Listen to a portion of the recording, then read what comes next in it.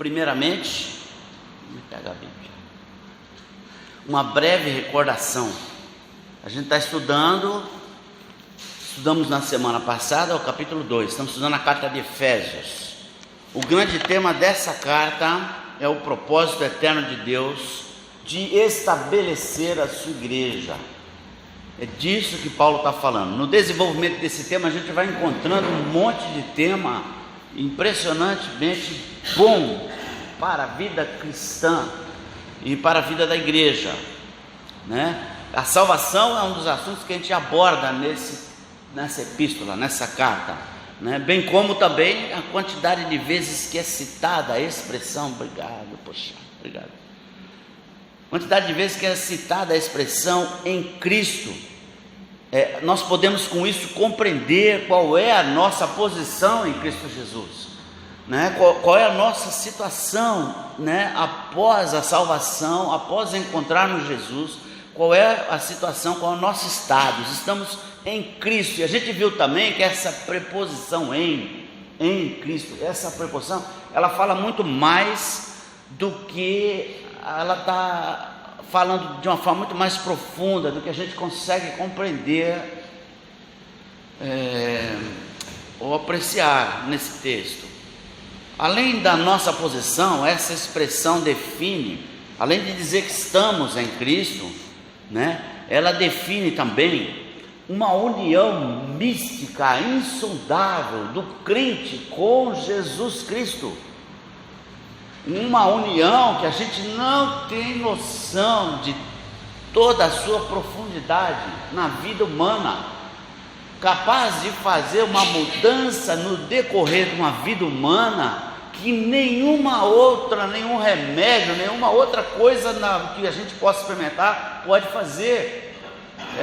A conversão e esse conviver com Jesus faz a gente que antes poderia ser bandido da pior espécie, virar pessoa de forma completamente diferente, uma pessoa consagrada a Deus e voltada para o bem. A gente não tem noção exata do que esse em significa, mas ele faz tanta diferença na prática. Essa união também ela nos torna parte da família de Deus, sendo Jesus o primogênito dentre muitos irmãos. Nós somos os irmãos, nós somos irmãos em Cristo. Imagina, nós somos irmãos de Cristo, somos filhos de Deus, ela nos torna família de Deus. Nós levamos o nome de Deus em nós, e por isso a gente não pode ter um procedimento inadequado, porque eu levo o nome de Deus, entende isso?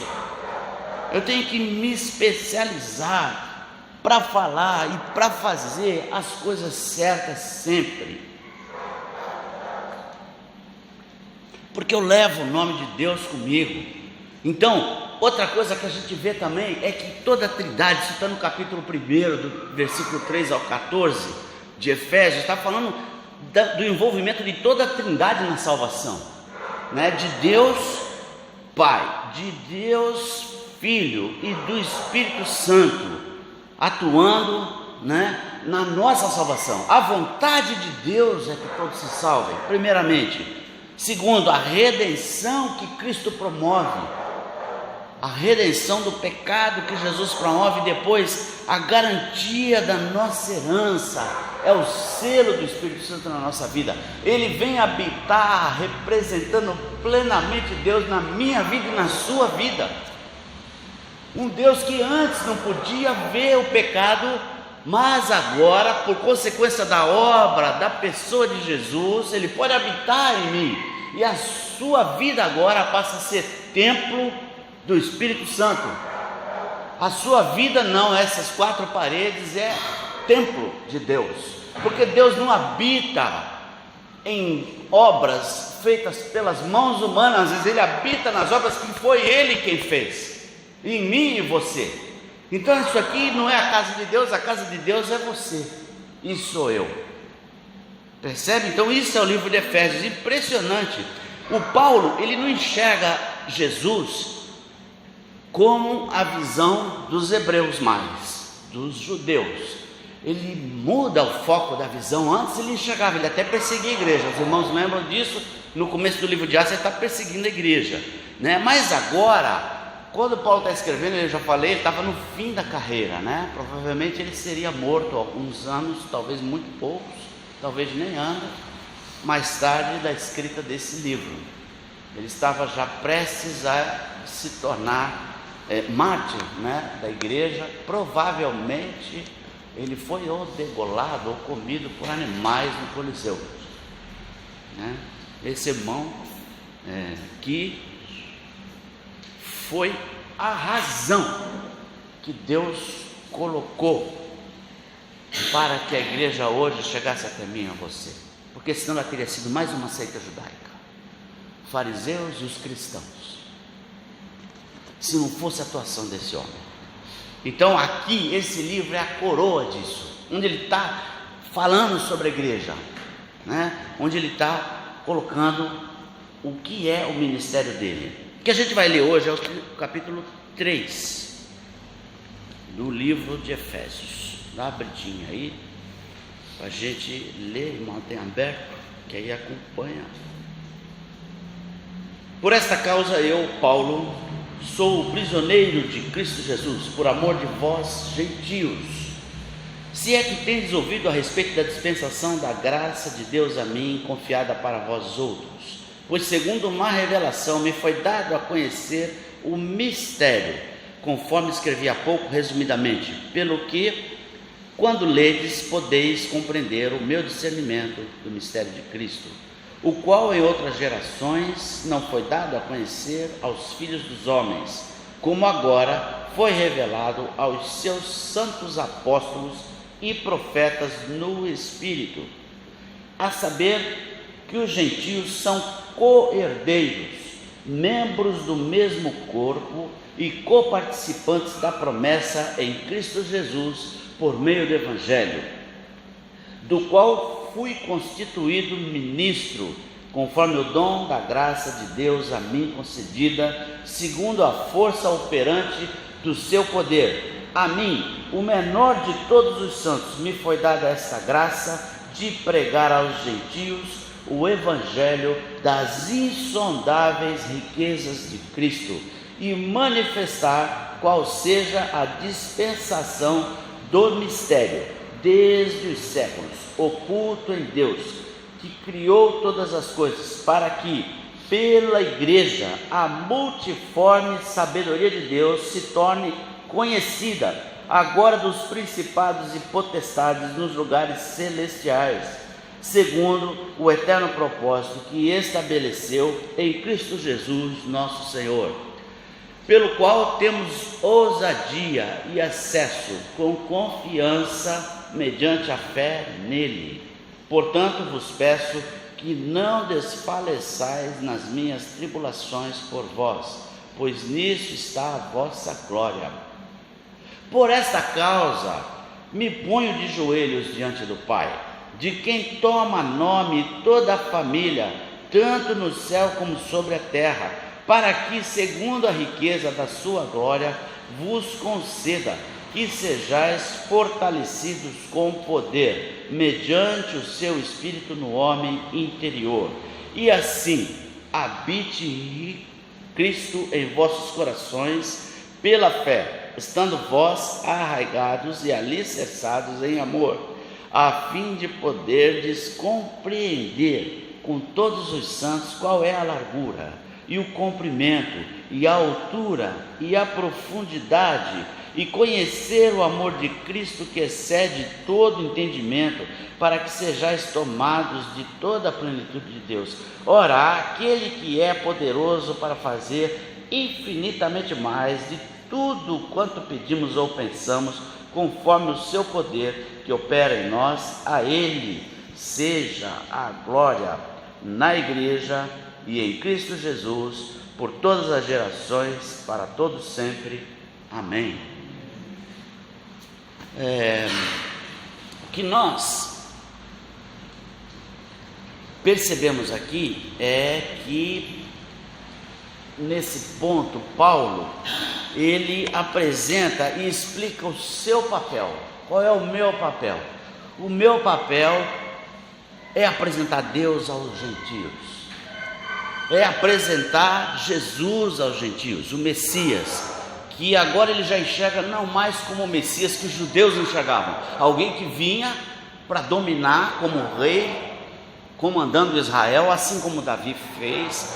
O Pedro pensava assim, os apóstolos pensavam assim inicialmente, né? E eles entendiam que a forma judaica de ver o Messias, que seria alguém que, à semelhança de Davi, viria, assumiria como rei, e ia levar o povo de Israel a tomar o lugar do Império Romano. Essa era a visão do judeu. Agora não mais, Paulo percebeu que isso é além, é muito além do que essa proposta judaica para o Messias.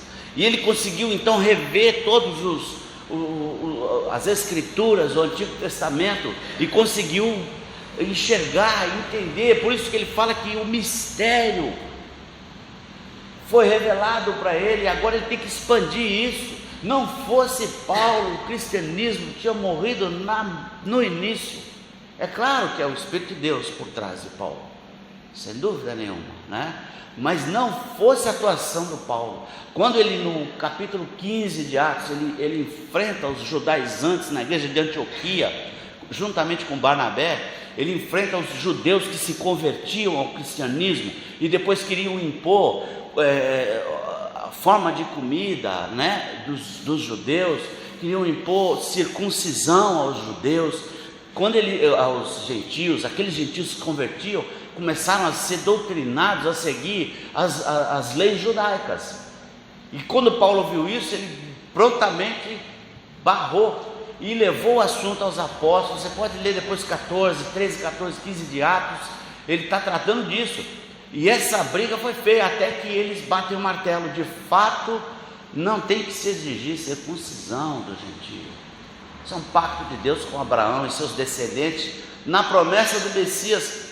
Jesus veio, o Messias veio, nós cremos que Jesus é o Messias. Acabou esse pacto, foi entregue, né? Deus entregou o Messias aos judeus e ao mundo, porque o que Deus quer alcançar através do povo judeu é o mundo, através do Messias Jesus é o mundo. E Paulo conseguiu enxergar isso. Então ele fala que eu consegui ver o mistério, que para os antigos isso não foi revelado, eles não conseguiram entender, não conseguiram ver isso, mas nós agora podemos ver que vocês são co-herdeiros, vocês são tão herdeiros quanto os judeus, você grego, você bárbaro, você de qualquer nacionalidade, foi tão promessa para você quanto foi para os judeus. É isso que Paulo enxergou. Ele falou: não tem distinção entre mim e vocês, eu sou fariseu, e segundo a lei judaica eu sou o mais indicado, mas isso não me faz melhor do que vocês. Por quê? Porque os gentios estavam longe e os judeus estavam perto, mas nenhum dos dois estava onde deveria estar. Nenhum dos dois.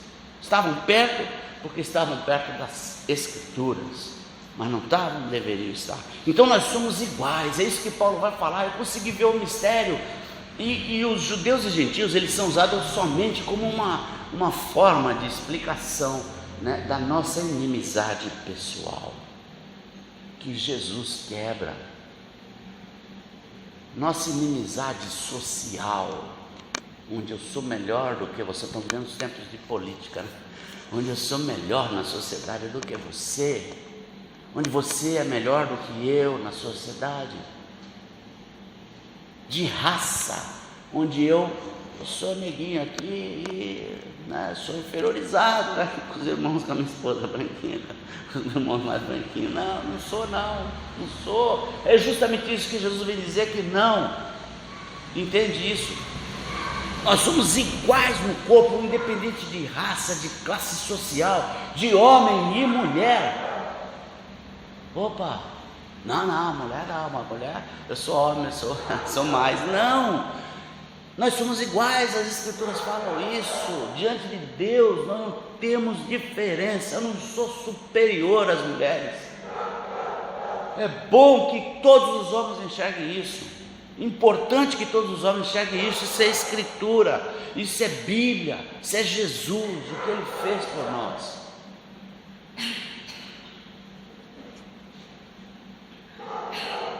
Ele cria um novo homem coletivo. Ele cria onde Deus cria um novo homem, onde o cabeça é Jesus. E todos nós, membros do seu corpo. É isso que nós vamos celebrar hoje. Fazemos parte do corpo de Cristo. Esse homem coletivo está no versículo 15, citando isso. Ele dá uma notícia para aqueles que estavam perto e para aqueles que estavam longe. Nós estamos iguais diante de Deus. Agora em Cristo não há lugar para separação, inimizade. Em Cristo não há lugar para isso. Ambos têm acesso a Deus. Os gentios passaram a receber o Espírito Santo. Paulo falando, Deus mostrando para Pedro que não havia distinção entre judeus e gentios. Não havia distinção. Eles passam a receber o dom do Espírito Santo, a receber o Espírito Santo em sua vida. Não há distinção. Eles entendiam que havia. Gentil, já falei para os irmãos, era gentalha, gentinha, né? Era assim que os judeus entendiam os que não eram judeus. Então, uma separação extrema. Em Cristo, toda a humanidade agora pode participar na adoração ao verdadeiro Deus, sem nenhuma distinção. As alianças que foram feitas com os judeus foram feitas por causa dos gentios, porque deveriam ser alcançados os gentios. Deus não é um Deus tribal, Ele não é o Deus de uma tribo, Ele é o Deus de todo o universo, e Ele retoma o seu reino através de Jesus Cristo. É isso que está acontecendo. Mas é um rei que não se impõe, não é um império, ele se contrapõe ao império que domina a força.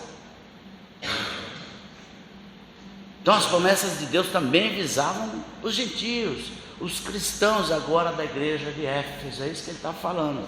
Eles são absolutamente iguais, não há nada de diferente em relação a Deus. Ou recebem o Espírito Santo, são filhos de Deus, filhos da promessa também. Então a revelação divina que Paulo está falando tantas vezes aqui, é exatamente isso. Ele se denomina: eu sou prisioneiro de Cristo. Por quê? Porque eu recebi essa visão, eu consegui enxergar isso nas Escrituras e finalmente caiu a ficha, eu entendi, né? E me tornei prisioneiro de Cristo, porque eu estou preso. Ele estava preso em Roma. Eu estou preso porque eu estou pregando essa verdade. E os judeus me puseram numa prisão, manipulando as autoridades romanas, e eu estou preso. Então ele era prisioneiro do Senhor, mas ele não ia trair essa visão que ele recebeu de Deus. Ele ia continuar pregando isso. Os judeus passam a persegui-lo, ele chega a ser preso, depois ele é morto por causa do Evangelho, né? Mas ele não falhou, ele divulgou por toda a Ásia Menor e chegou até a Europa pregando o Evangelho, né? Esse é o Paulo, né? Então, através dessa revelação aí que Deus dá, esse mistério, né, é justamente, ele usa 3 vezes essa palavra. Ele usa no versículo 3, segundo uma revelação me foi dada a conhecer o mistério, podeis compreender o meu discernimento no mistério de Cristo, no versículo 4, e manifestar qual seja a dispensação do mistério, no versículo 9. Paulo não está se referindo a algo misterioso, enigmático, oculto. Paulo, aliás, João combateu os gnósticos que achavam que tinham alguns superiores, alguns ungidos. Pastor não é ungido. Eu vou falar para o nosso dia a dia hoje, ok? Não existe unção dessa forma como nós estamos falando. Todos nós estamos debaixo da unção de Cristo. Cristo quer dizer o ungido, é Ele que é ungido, ninguém mais, é só Ele que é ungido. Nem os apóstolos são ungidos. Percebe? Isso é bíblico, né? E a gente às vezes vê essa distorção dos fatos. O ungido de Deus é Jesus. Os que estavam no Antigo Testamento era tipo de Jesus que viria. Então, o cristianismo é aberto. Deus não fala com um aqui que não fala com você, meu irmão. Tem as escrituras aqui, ó. É só a gente estudar. O que ele fala para mim, ele fala para você. Ele quer falar para você. Ele não revela para você algo que ele não possa revelar para mim. Paulo entendeu esse mistério, que Deus queria salvar toda a humanidade, não era só os judeus.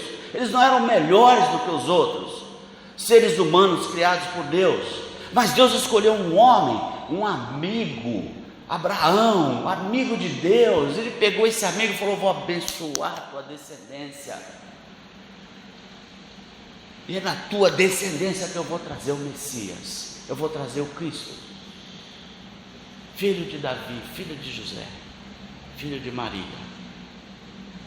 Então não existe nada oculto, enigmático. Ocultismo, gente, ocultismo já passa por princípio. Ocultismo é o diabo.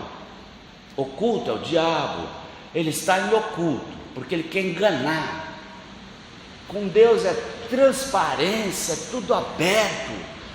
Deus não tem intenção de enganar você, pelo contrário, Ele tem intenção de te alertar das verdades que você às vezes nem vê. Percebe? O cristianismo é aberto, é transparente, não há segredos e não existem gurus ungidos, não existem. É contrário às escrituras isso. Há princípios gerais da palavra de Deus.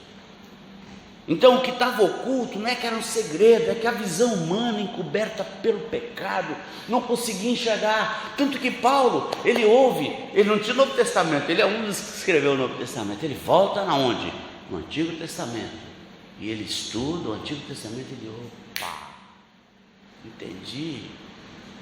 Estava oculto por causa do pecado dos judeus, de se acharem melhores e tal. Então esse mistério não foi conhecido por outras gerações, mas foi conhecido agora, revelado em Jesus.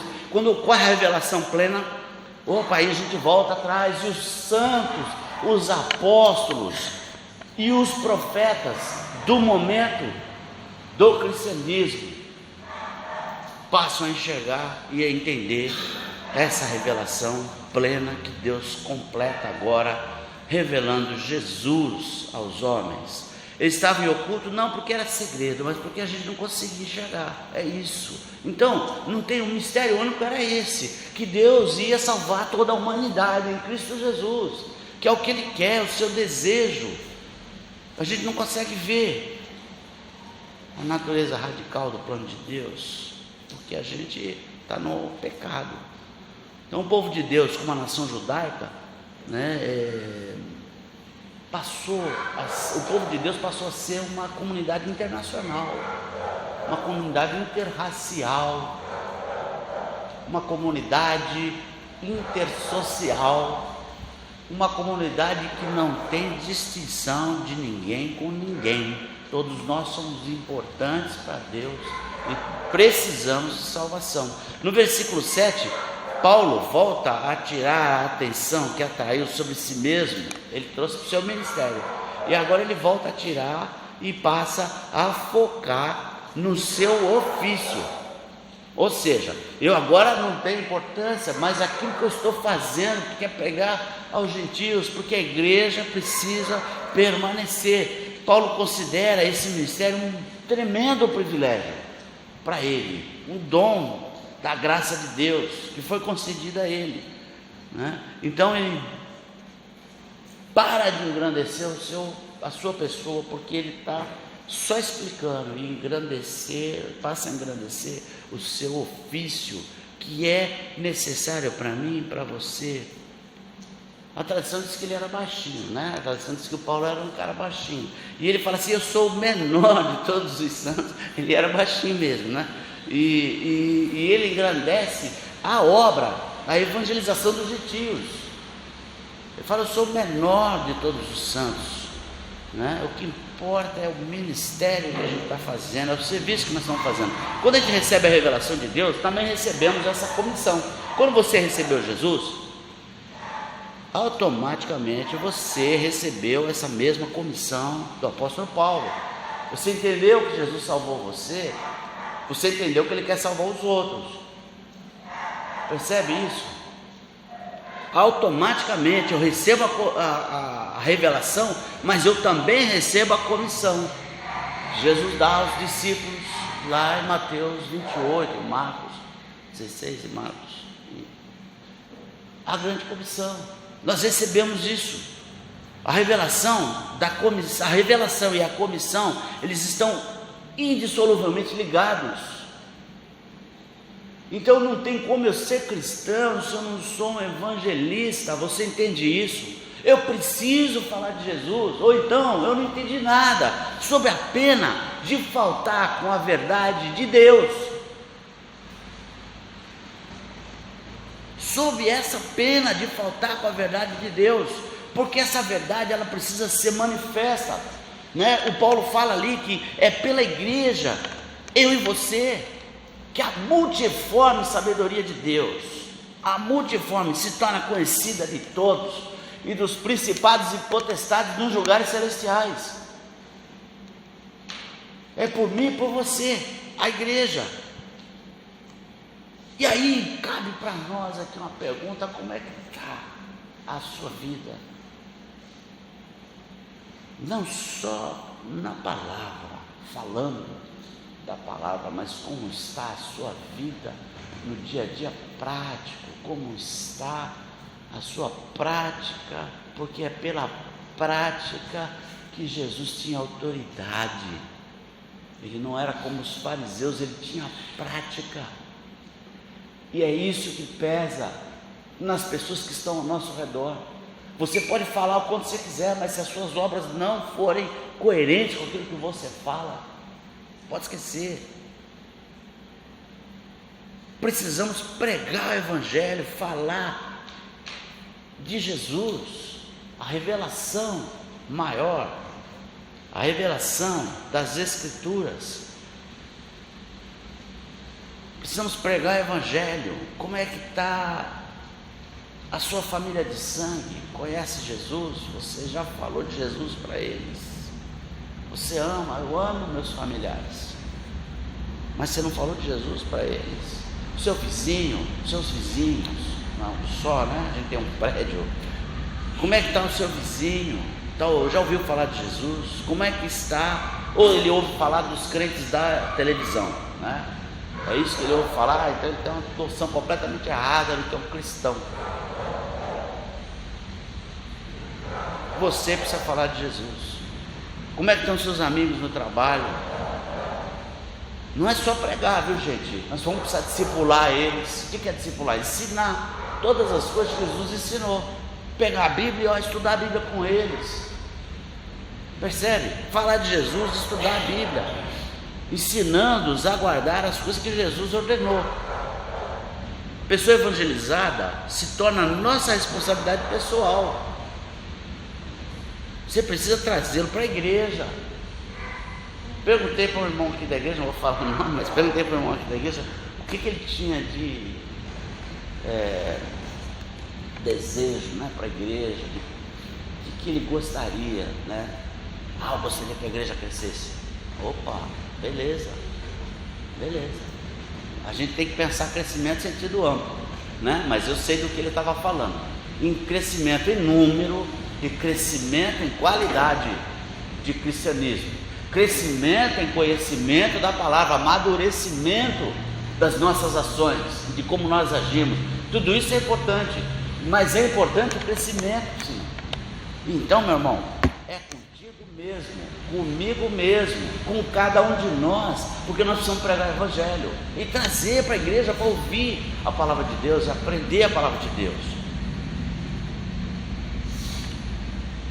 E o Paulo começa então a falar: olha, por essa causa, por tudo isso que eu estou falando para vocês, eu me ponho de joelhos. Ele ora para que todas as famílias da terra sejam alcançadas, todos os povos que são dele. Ele ora para que os cristãos de Éfeso sejam fortalecidos mediante o Espírito Santo. Ele ora para que habite Cristo nos seus corações e que eles sejam amadurecidos e cresçam no entendimento, ao ponto de serem tomados de toda a plenitude de Deus. É isso que ele está falando aí no versículo 19. para que eles possam conhecer o amor de Deus. Percebe só, você tem que fazer esse ministério, praticar esse ministério, para conhecer o amor de Deus, como Deus é grande em seu amor, para conhecer qual é a extensão do seu amor.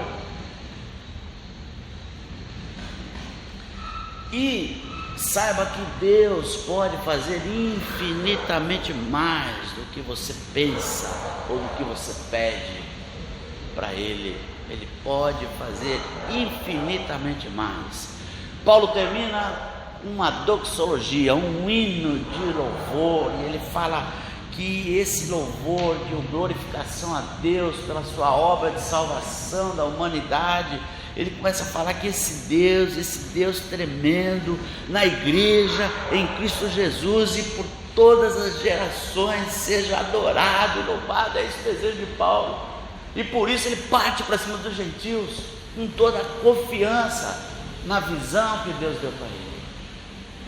Como é diferente o nosso cristianismo desse, a gente fica com medo de pregar o evangelho. Que diferença! A gente está longe do apóstolo Paulo, né? Eu também, não é só vocês, não, eu também me sinto pequenininho, e ele se dizia o melhor. Então todas as gerações, para todos sempre, sejam glorificados em Jesus e na igreja. Amém? Esse é o nosso texto, capítulo 3 do livro de Efésios, e a gente vai continuar devagarinho até o final. Deus os abençoe, Deus os guarde. Vamos orar? Senhor, nós queremos te louvar e te agradecer pela tua palavra, pelos teus amores.